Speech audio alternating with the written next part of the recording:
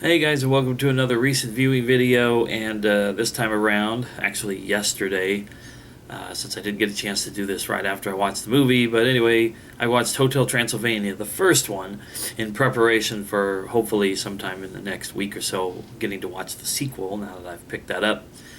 It'd been a couple years since I'd seen this one, so I wanted to refresh my memory on it. And I don't know how much there is to say about this movie other than I really, really enjoyed it. I loved it back then when it came out. It was also a movie that my daughter watched a whole lot then, and she really enjoyed it. Sadly, we don't watch as many movies together, even though we're here quite often.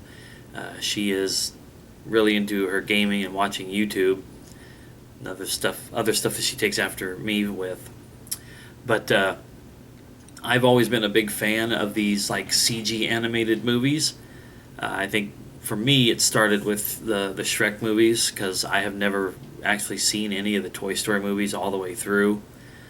Um, Shrek was the first one, and then of course after that it was just a multitude of different movies: Kung Fu Panda and Megamind and Wreck-It Ralph and a whole bunch of the other Pixar movies. I love Monsters Inc. And the first Cars was pretty good. Anyway, I always have personally been a fan of these kind of movies. It's not just because I have a kid who's in that age range.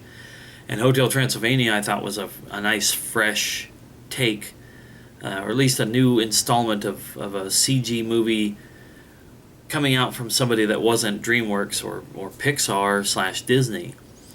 The movie it stars the voice acting talents of Adam Sandler, Andy Samberg, Selena Gomez.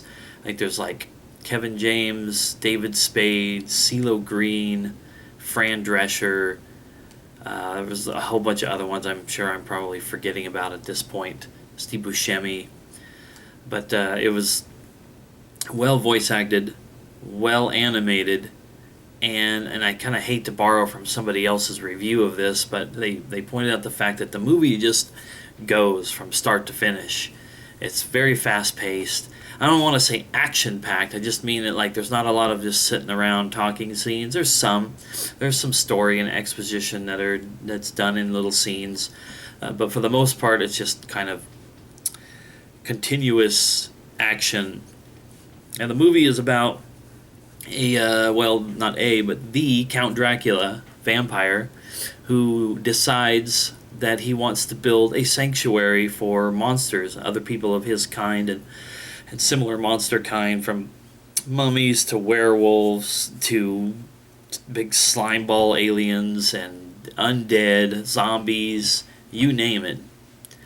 And so he builds this place he calls Hotel Transylvania. That's cut off from humans. Humans can't find it, or they're not supposed to be able to find it.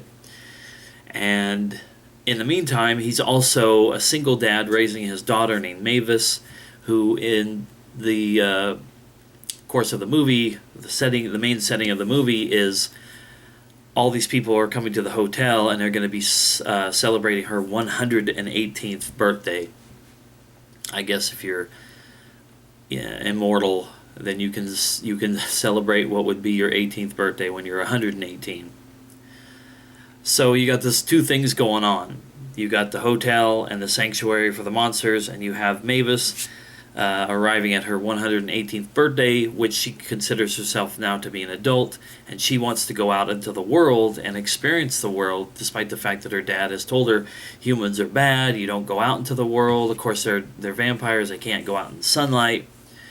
But she wants to go out and see for herself, and she has a bad first experience with that, and so she's brought back in. At the same time, as I mentioned before, humans are not supposed to be able to come to Hotel Transylvania, but one human's dumb luck manages to get him into the hotel, and Dracula discovers this and does his best to, one, try to get him out, two, if he can't get him out, he can try to make him look like another monster and blend him in until the party is over, and then he can get rid of him then.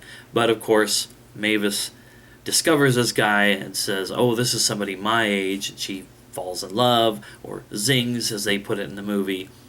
And anyway, from there, it just kind of, it's all the shenanigans you would expect from this human being in this area where he shouldn't be, and all the monsters and everybody trying to deal with it, and the relationship between Mavis and this guy, who I remember in the movie they call him Johnny Stein. They try to make him off as though he's that he's related to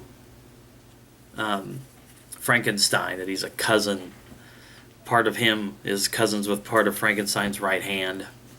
I guess, yeah, his character's name is Jonathan Locker, Johnny Stein.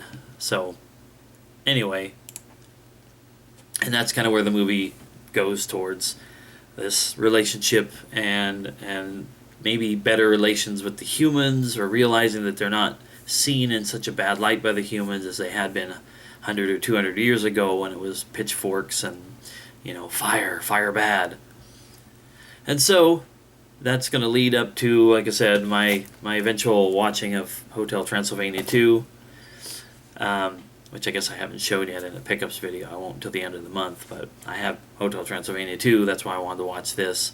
So expect that at some point in the near future. Looking forward to that. I love the occasional just fun little movie in the midst of all the other stuff that I watch. Of course, I'm pretty liberal about what I watch: sci-fi, action, comedy, stupid shit, kids movies, heavy dramatic movies, whatever. I like it all. So anyway, that's all I got to say about this one. Like I said, I'll see you soon with the Hotel Transylvania 2 one. Thanks for watching.